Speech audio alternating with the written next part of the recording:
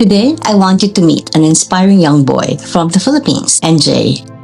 At such a young age, NJ is already working hard to help create a better future for himself by selling cassava cake, one of the most loved and famous delicacies in the Philippines. Behind every cassava cake he makes is a dream, a purpose, and a young heart determined to make something of his life despite the challenges he faces. Today, we're getting to know NJ, his story, his dreams, and the passion that keeps him going every single day. Cassava cake. Ano ang ginagawa mo sa cassava cake, NJ? Nagbibenta lang po ako ng kasaba. Yung kinukuhanan ko po ay si Tita Bibi. Siya po yung nagluluto at ako yung nagbibenta sa Libertad. Alam mo, paborito ko ang kasaba. Paborito kong kasaba. Ngayon, bakit ka nagbebenta ng kasaba?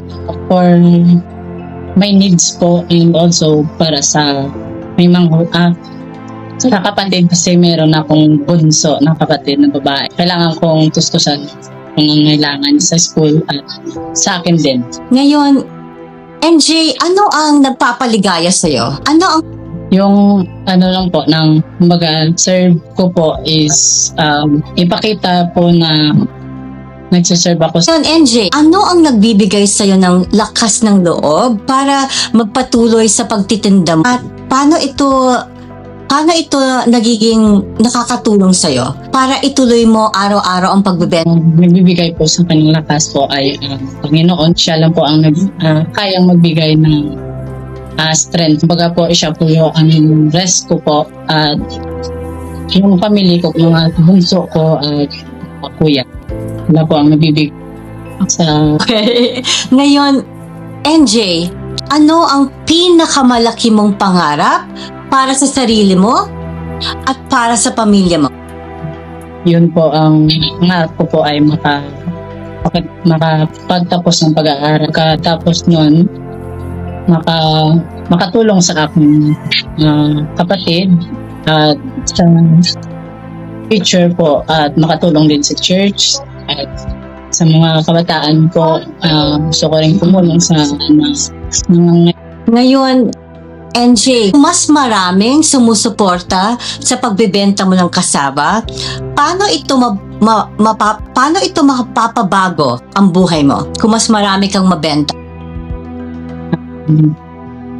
Para sa akin po, kung maraming nagsusuporta, malaki pong talaga yung malaking tulong po yun dahil hindi lang po sa akin na natatanggap, hindi din sa nagluluto ng sa bagay.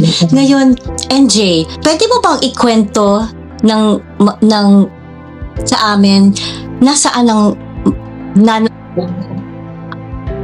NJ, nasaan ang nanay at tatay mo?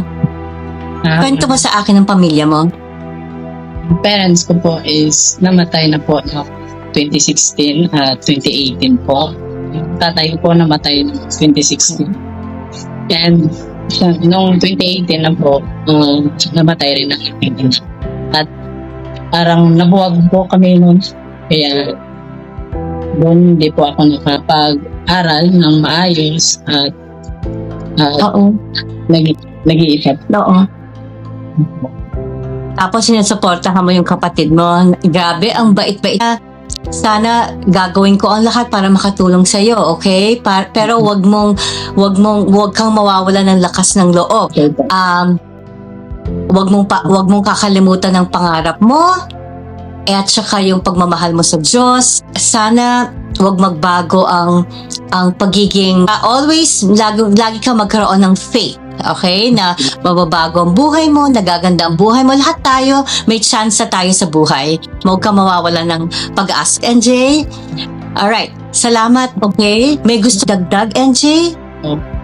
Mapapasalamat po sa Miracle Center po dahil sila po ang nagbigay ng lakas po sa akin na makapag-aral po at nag-guide po sa akin na lumaban ulit kahit na nadapa po.